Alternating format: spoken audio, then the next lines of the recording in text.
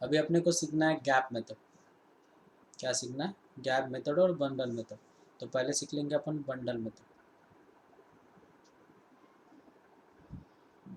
Bundle method में क्या रहता है, अगर कोई आपको लेटर दिया, सपोज आपको वर्ड है, ऐसा कोई वर्ड ले लो जिसमें बहुत सारे वर्ड्स रिपीटेड आते हैं, ऐसा कुछ वर्ड ले लेंगे। सपोज इमेजिनेशन ही ले लो, इमेजिनेशन एक वर्ड है।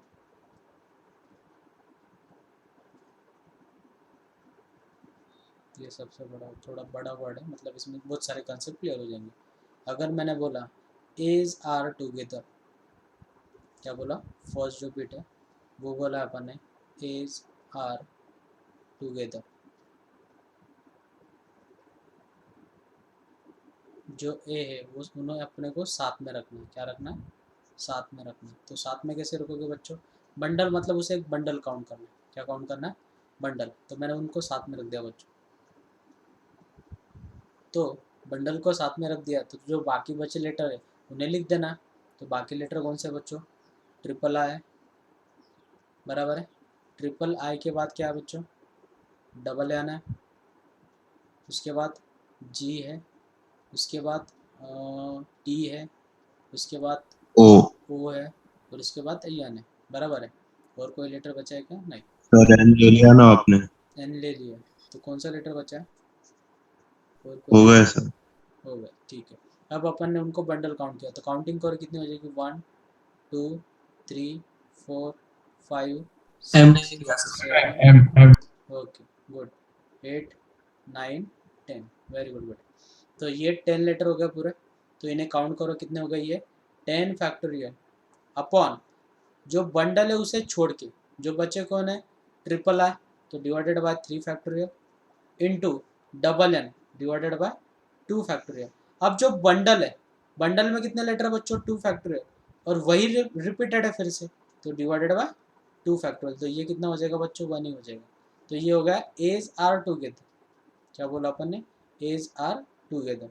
अगर सेकंड एग्जांपल लिया अपन ने, I's are together, A's are together, I को जो है अपन ने उनको साथ रखना है, तो आई को बंडल काउंट करना पड़ेगा, बराबर है। उसे बंडल काउंट करो बच्चों। तो बचे लेटर कौन से?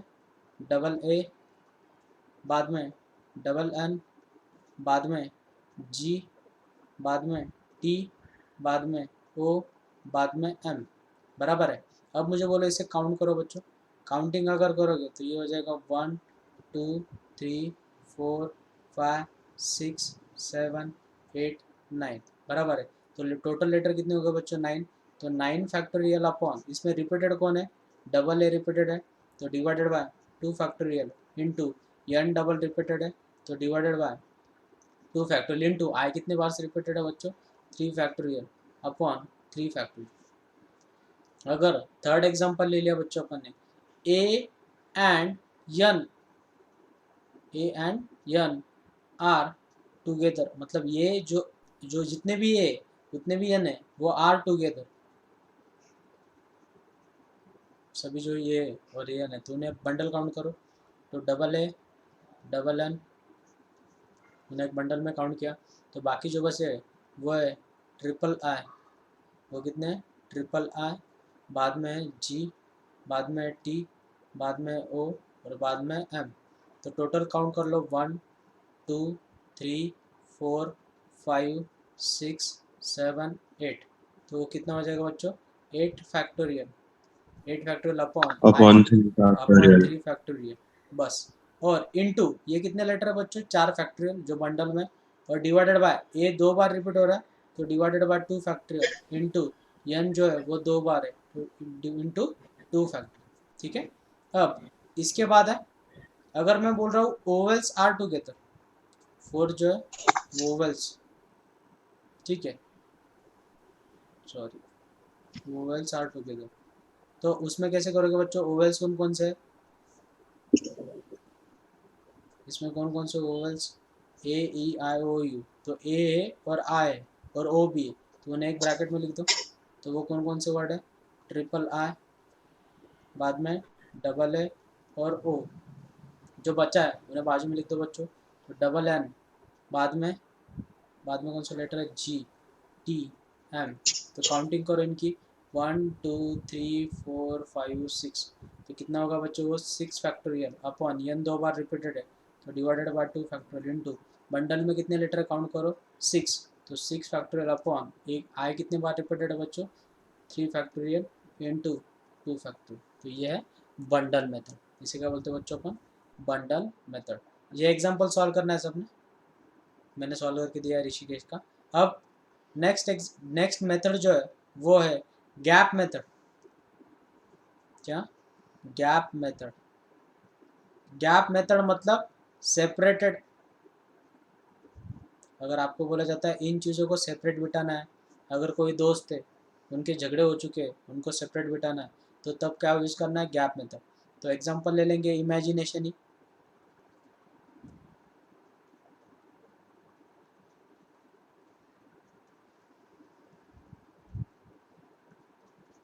इमेजिनेशन में ट्रिपल आई, साथ में double A, double N, M, G, T, O, N, बराबर है। अब मैं बोल रहा हूँ, फर्स्ट एग्जांपल है एन आर सेपरेटेड। क्या, सेपरेट बिठाना है तो पहले बाकी जो लेटर उन्हें लिख लो, triple I, double A, M, G, T, O, N. तो गैप काउंट करना बच्चों सबने, तो गैप काउंट कर लो पहले। तो गैप कितने हैं, एक गैप है, 2 3 4 5 6 7 8 9 10। कुछ बढ़ गया क्या इसमें, रिपीटेड एन लिख देना एक्स्ट्रा, एन नहीं उसमें, एन तो अपन ने पहले ही लिखा। तो गैप काउंट करो कितने गैप है टोटल, टोटल गैप है 10, बराबर है।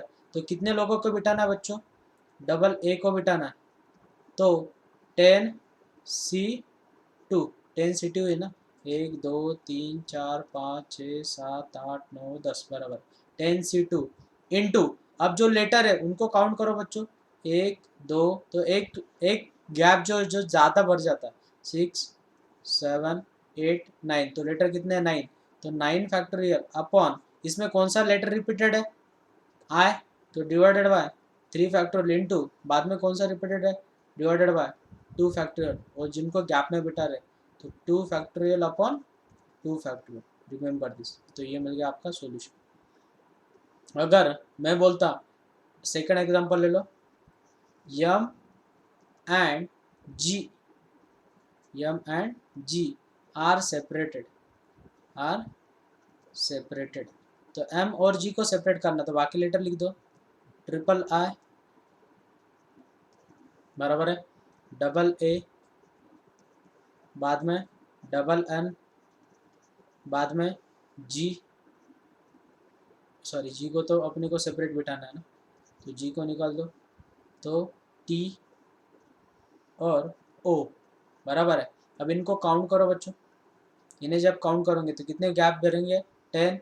तो 10C2 इंटू, रिपीट, अब इसमें वर्ड कितने टोटल 9, तो 9 फैक्टोरियल अपॉन आई कितने बार रिपीटेड है, 3 बार, तो 3 फैक्टोरियल, ए कितने बार है, 2 बार, डिवाइडेड बाय 2 फैक्ट, और एन कितने बार है, 2 बार, तो डिवाइडेड बाय 2 फैक्टोरियल इंटू, कौन से दो लेटर को बिठाना है, एम और जी को, तो 2 फैक्टोरियल से मल्टीप्लाई करना पड़ेगा क्योंकि एम और जी में रिपीटेड कोई वर्ड नहीं, ठीक है, रिमेंबर दिस। नेक्स्ट पॉइंट है सर्कुलर परम्यूटेशन।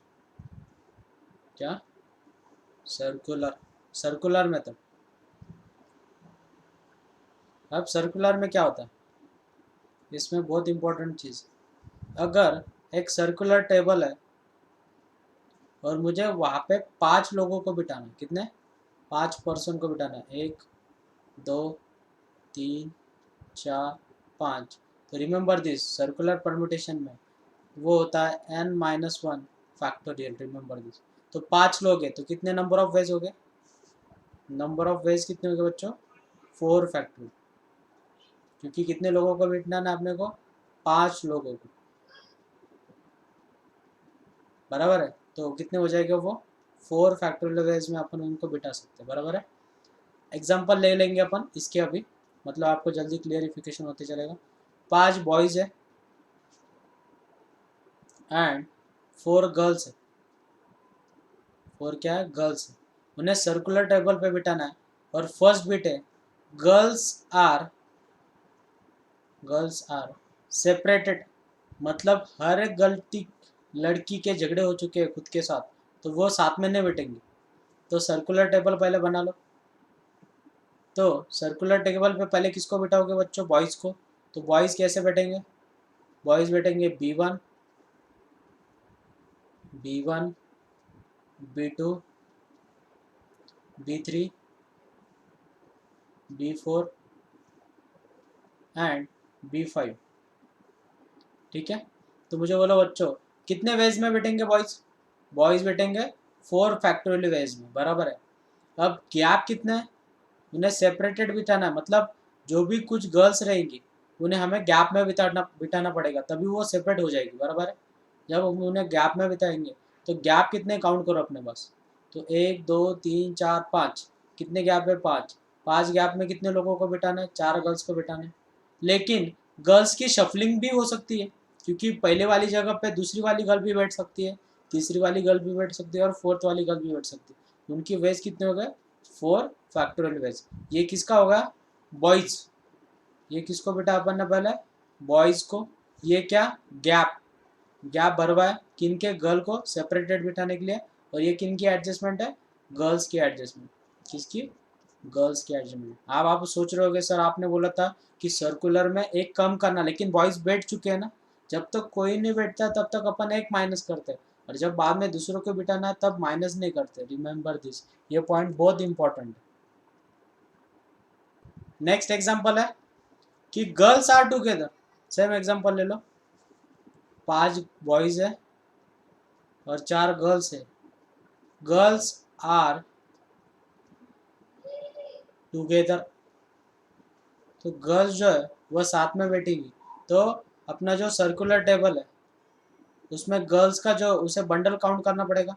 तो गर्ल्स कैसे बैठेंगे बच्चों, G1 G2 G3 और G4, जहाँ पे भी कहीं पे भी बैठेगी।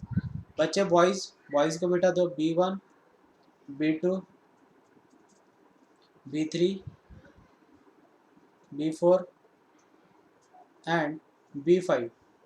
तो काउंट करो बच्चों कितने हो गए, टोटल काउंट करो कितने लोग हो गए, 1 2 3 4 5 6। तो कितने वेज में बैठ जाएंगे ये, 5 फैक्टोरियल वेज में।